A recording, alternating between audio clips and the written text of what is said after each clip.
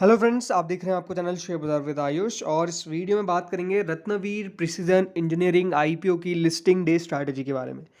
तो दोस्तों, जैसा आप सबको पता ही है, कल बाजार में लिस्टिंग होने वाली है रत्नवीर प्रिसीजन इंजीनियरिंग आईपीओ की, और कैसी लिस्टिंग हो सकती है इसके बारे में हम इस वीडियो में बात करेंगे। ये अनुमान लगाएंगे कि बाजार में जिस तरीके से अभी इसकी करंट ग्रे मार्केट चल रही है और जिस तरीके से बाजार का रुख है, किधर आईपीओ ये लिस्ट हो सकता है, किधर लिस्टिंग हो सकती है, इसकी एक्सपेक्टेशंस के बारे में हम बात करने वाले हैं। तो वीडियो को पूरा ज़रूर देखिएगा, काफ़ी इंपॉर्टेंट होने वाला है। तो आपके लिए काफ़ी इंपॉर्टेंट होगा पूरा देखना। दूसरी बात, ये वीडियो उन लोगों के लिए भी इंपॉर्टेंट है जिनको नहीं मिला ये आईपीओ, बिकॉज क्या कोई अपॉर्चुनिटी मिल सकती है कोई भी लेवल्स के ऊपर, ये भी हम समझने वाले। तो वीडियो पूरा देखना है। अभी अगर दोस्तों सबसे पहले आपने चैनल को अगर सब्सक्राइब नहीं किया है तो आप चैनल को जरूर सब्सक्राइब भी कर सकते हैं। तो दोस्तों, कल रत्नवीर प्रिसीजन इंजीनियरिंग की लिस्टिंग होगी। जिन लोगों के पास भी आईपीओ है, ये बात ध्यान रखिएगा, आपके पास 98 रुपीज़ का एक शेयर होने वाला है। कुल मिलाकर आपके पास शेयर कितने होंगे? कुल मिलाकर दोस्तों आपके पास 150 शेयर्स होंगे। अगर अभी तक डीमैट में नहीं आए तो इसके बारे में कोई भी चिंता ना करें, क्योंकि वो अपने आप डीमैट के अंदर आ जाएंगे। बाकी 98 रुपीज़ के आपको 150 शेयर्स कल कुल मिलाकर मिलने वाले हैं। देखिए, जो इशू का मतलब ये जो टोटल इशू था वो काफ़ी छोटा था, मात्र 165 करोड़ का। तो हमेशा दोस्तों ये बात ध्यान रखिएगा, जब भी बहुत छोटे इशूज आते हैं तो उनकी लिस्टिंग के अंदर आपको मतलब सरप्राइजेस होना ज़्यादा देखने को मिलता है। सरप्राइजेस का मतलब क्या है? ये कि बहुत ऊपर भी लिस्टिंग हो जाए या फिर थोड़ा बहुत सरप्राइज में डाउन साइड में भी लिस्टिंग हो जाए। अब अगर इसकी आईपी की बात करते हैं तो सबसे पहले दोस्तों इसका सब्सक्रिप्शन के बारे में हम बात करेंगे। ऐसा क्यों है, इसका एक बहुत बड़ा कारण सबसे पहले आप ये समझिए। तो फ्रेंड्स, इस आईपीओ के अंदर क्यूआईबीज का पैसा आया था कुल मिलाकर 133 टाइम्स, 133 टाइम्स, 4,390 करोड़ के आसपास। एच का पैसा आया था 135 टाइम्स, जो करीबन 3,000 करोड़ के आसपास, 3,300 करोड़ के आसपास। और रिटेल ने लगाया था 54 टाइम्स, जो है करीबन 3,100 करोड़ के आसपास। इन सब में एक बात कॉमन क्या है? एक बात जो सिंपल कॉमन देखने को मिली कि हर एक कैटेगरी ने काफी बढ़िया तरीके से आईपीओ को भरा था।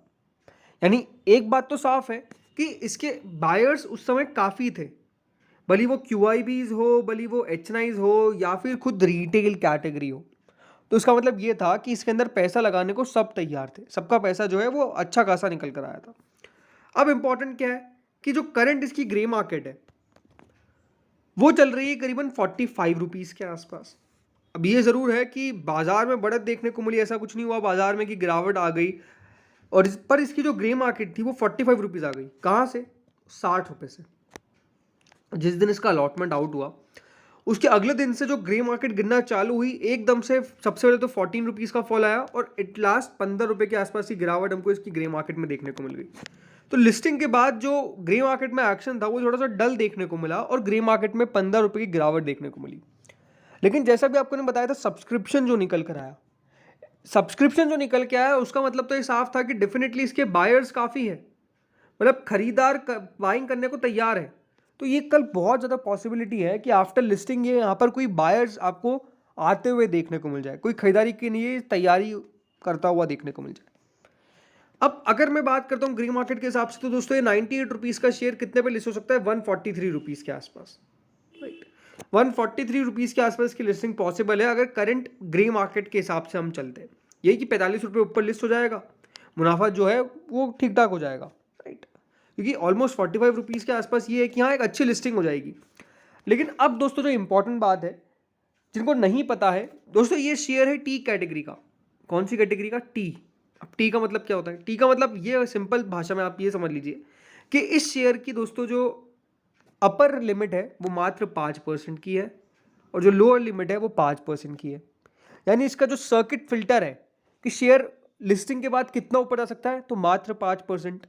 लिस्टिंग पर कितना नीचे जा सकता है, तो वो भी मात्र 5%। तो जब दोस्तों कोई शेयर की लिमिट सिर्फ 5% की होती है तो ये बात ध्यान रखिए, एकाएक जो भी चीज़ होगी, अगर तेज़ी से बाइंग आई तो मतलब ये सर्किट लगा देगा, लेकिन यही अगर तेज़ी से सेलिंग आई तो ये लोअर सर्किट भी लगा देगा।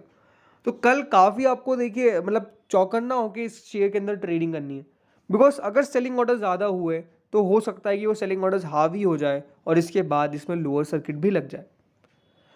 लेकिन देखिए, बाजार भी बहुत मैटर करता है। अगर बाजार की करंट बात करें तो बाजार बढ़िया दिखता है, इसमें कोई दौराई नहीं है।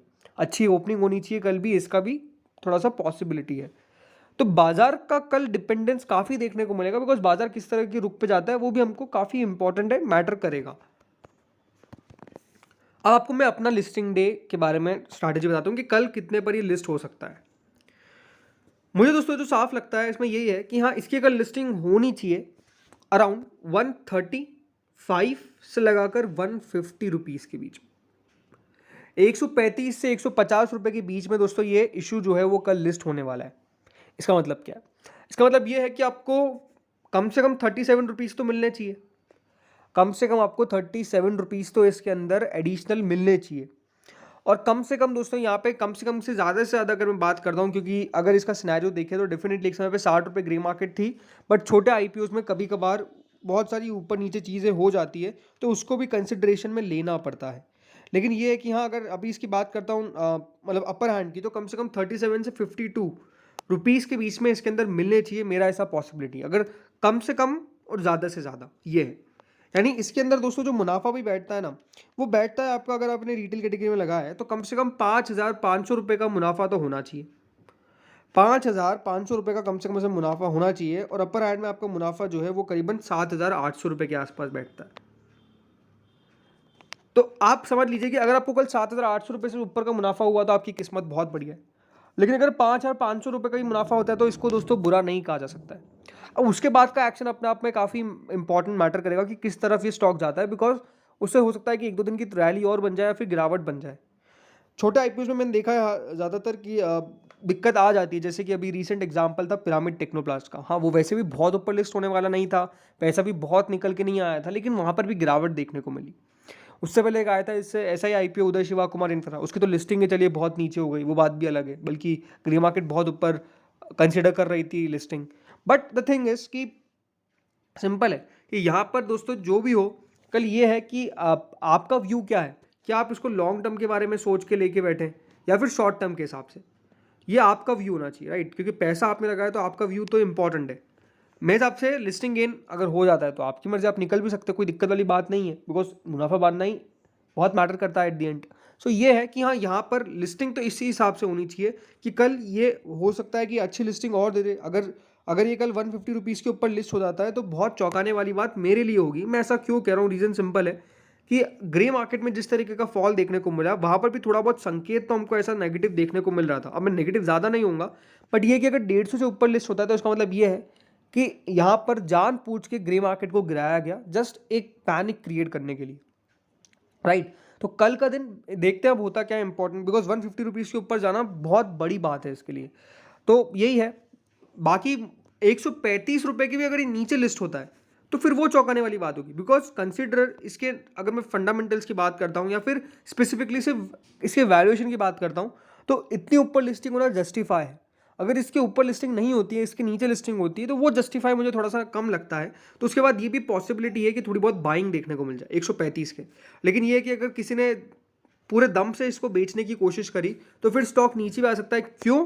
क्योंकि इसका साइज बहुत छोटा है, और जैसा आपको मैंने शुरुआत में कहा था कि जो छोटे आईपीओज होते हैं उनको ऊपर और नीचे ले जाना बहुत बड़ी बात नहीं है, ये बहुत आसानी से कर लेते हैं ऑपरेटर्स, और इसीलिए दोस्तों वो कभी कभार गेम बिगाड़ देते हैं या फिर गेम उनका बन जाता है, लेकिन बात क्या है, सिंपल रिटेलर्स का बिगड़ जाता है। तो मैं यही कहूँगा कि बहुत हड़बड़ी ना करें, जिनको नहीं मिला है ये आईपीओ वो बहुत हड़बड़ी ना करें, और जिनको मिला है वो बिल्कुल सेफ प्ले करें कि आपका व्यू क्या है। अगर आपका व्यू लॉन्ग टर्म का है तो फिर कल अगर कोई गिरावट भी हो जाती है तो उसका कोई फर्क नहीं पड़ने वाला है। लेकिन अगर आपका व्यू शॉर्ट टर्म का है तो फिर डेफिनेटली आपको पता है कि आपको प्रॉफिट का मानना है। सिंपल स्ट्रैटेजी रहती है मेरी कि जहाँ पर भी लिस्ट हो, अगर मेरे को सिर्फ लिस्टिंग गेन लेना है तो फिर 5% का मैं वहाँ पे स्टॉप लॉस लगा लूँगा, जो भी हाई बनेगा। जो भी हाई बनेगा कंसिडर, जैसे मान लीजिए कल 150 का एग्जाम्पल मान लीजिए कि इसका हाई बन जाता है, तो 150 का 5% मैंने ले लिया कि यहाँ से 7.5 रुपये अगर नीचे शेयर आया, नहीं 142.5 के नीचे अगर स्टॉक गया तो मैं इसको बेच दूंगा। मेरा सिंपल ये क्राइटेरिया रहता है। तो ये सिंपल बात है कि आपका व्यू क्या है वो आपको पता होना चाहिए। आप 5% का लेते हैं, 3% का लेते हैं, 2% का लेते हैं, 5% का तो चलिए मिनिमम है, आप 10% का लेते हैं या 15% का लेते हैं, वो आपका खुद का डिसीजन है। मेरा सिंपल रहता है कि 5% का लगा के रखिए।